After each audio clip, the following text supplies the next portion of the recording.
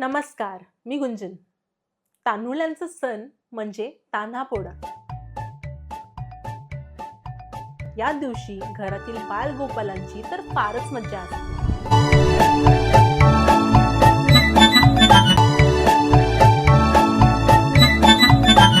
लाकडी बैलांची रंगरंगोटी करून त्यांना हार फुलांनी सजविले जाते. प्रथम नमस्कार गा अन देवा रे माझ्या त्या गिरजेच्या बाळाला गाय, दुसरे भोळ्या शंकराला, तिसरे माता पार्वतीला. देवळासमोर तान्हापोळा भरतो. सायवावे बालकाला, सायवावे बालकाला, सायवावे बालकाला महादेवा, सायवावे बालकाला, सायवावे बालकाला महादेवा, सायवावे बालकाला.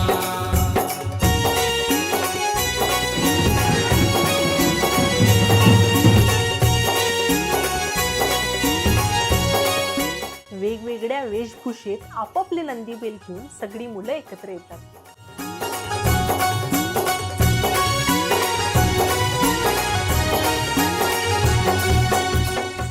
त्यांचा आनंद द्विगुणित करण्याकरिता सर्व गावातील मंडळी जमा होतात.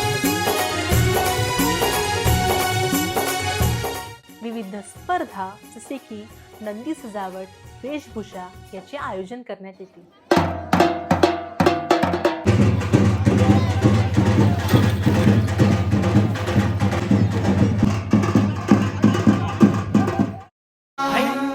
तान्हापोळ्याच्या या दिवशी जुने खेळ जपले जातात, जसे की लाठीकाठी, तलवारबाजी, कमरगोडा, दानपट्टा, फुगडी, बैठी फुगडी, संगीत खुर्ची, संघर्षाचे खेळ, अग्नीचे खेळ आणि बरेच काही. अरे दुश्मन असू दे, गनीम असू दे, किती बी हुशार. अरे असू दे की, अरे दुश्मन असू दे, गनीम असू दे, किती बी हुशार. शिवरायांच्या बुद्धियुक्तीचा लागना पार, शिवरायांच्या बुद्धियुक्तीचा लागना पार, हे लागना पार, लागना पार, अरे लागना पार, लागना पार, हे शिवरायांच्या बुद्धियुक्तीचा लागना पार.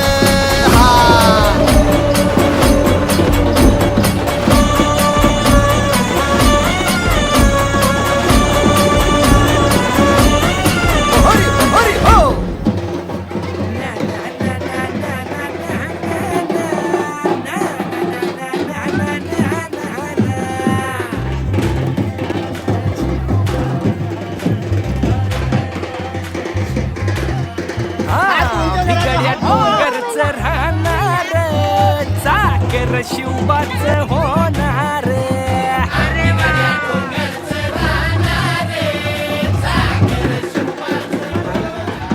आवळे आम्हीच लढणार, मावळे आम्हीच लढणार, सागर शिवबाच होणार.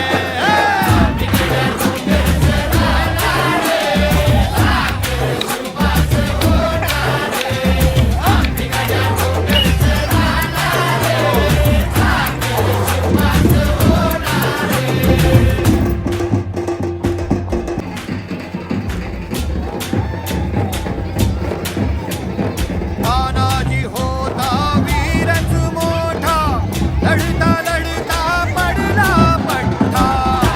तानाजी होता वीरच मोठा, लढता लढता पडला पट्टा.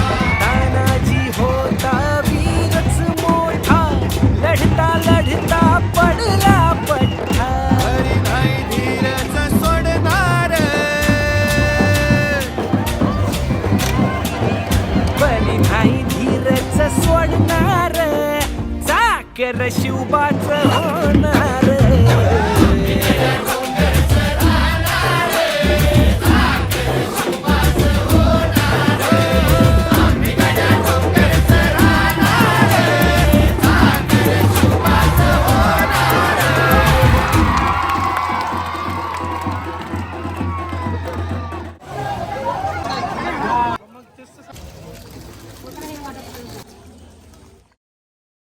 गावात मनोरंजनाची एक वेगळीच पद्धत असते. त्यात ना टीव्ही असतो ना मोबाईल असतो, असतात ती भजनं.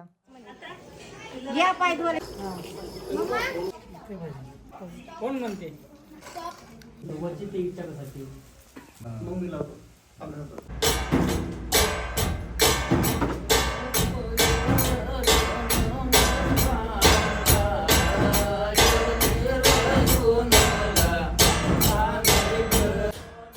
भजनाच्या वेळी सगळं गाव एकत्र बसते. भजनांमुळे भांडण, अहंकार, मतभेद बाजूला राहतात आणि गावात एकता निर्माण होते. यात वेगवेगळ्या पारंपरिक वाद्यांचा वापर करून एक वेगळंच सकारात्मक वातावरण निर्माण होते. भजनातून आपले पारंपरिक सण, देवदेवता, परंपरा आणि लोककथा पुढच्या पिढीकडे जातात. त्यामुळे लोकगीत आणि लोकसंस्कृती टिकून राहते.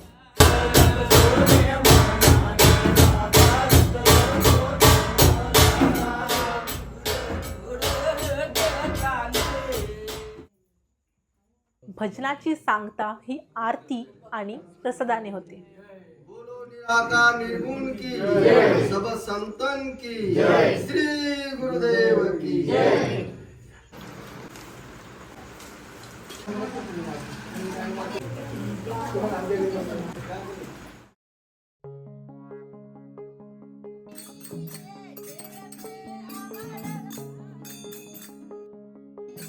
दिवसभराच्या काबाड कष्टानंतर ह्या महिला मंडळ मोठ्या आनंदाने भजनात मग्न होतात. सर्व दुःख विसरून त्या स्वरांच्या तालावर नाचतात, गातात आणि हसतात.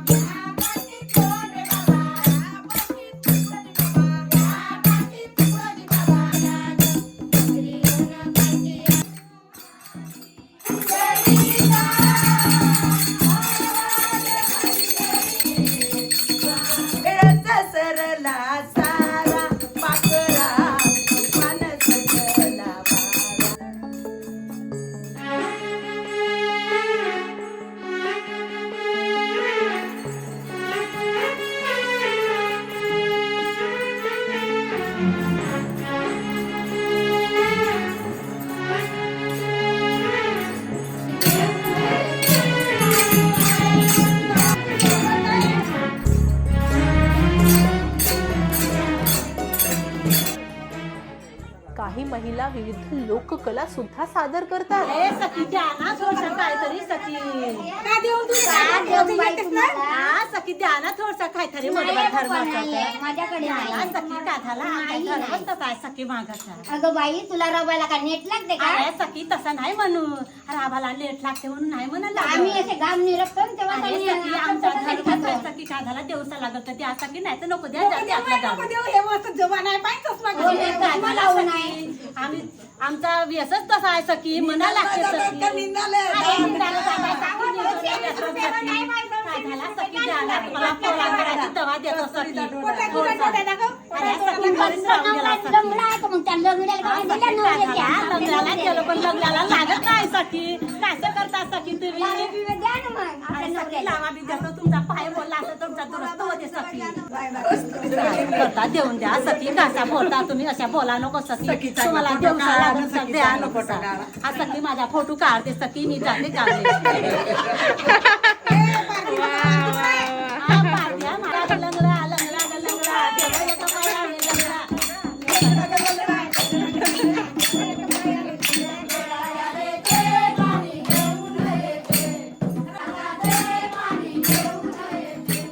त्याचप्रमाणे पुरुष सुद्धा तबला पेटीच्या सुरात आपले भाव व्यक्त करतात.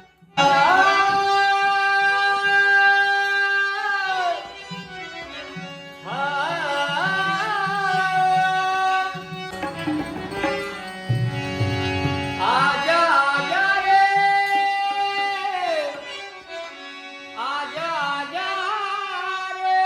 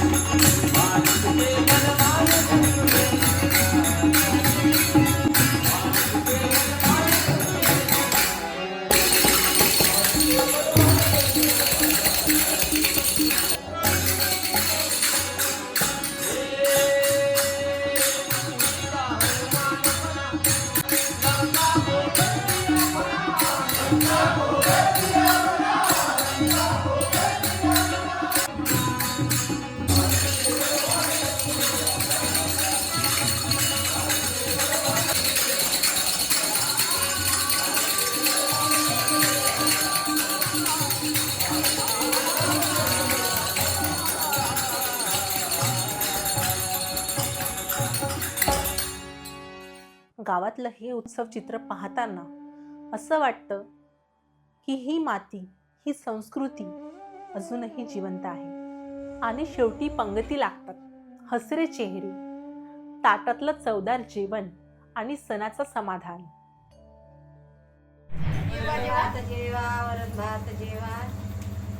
वांग्याची भाजी तोंडी लावा, रघुनाथ महाराज की जय. आणि याचप्रमाणे हा दिवस सुद्धा संपतो. तर लवकरच भेटूया आपल्या शेवटच्या आणि महत्त्वाच्या भागात. हर हर महादेव.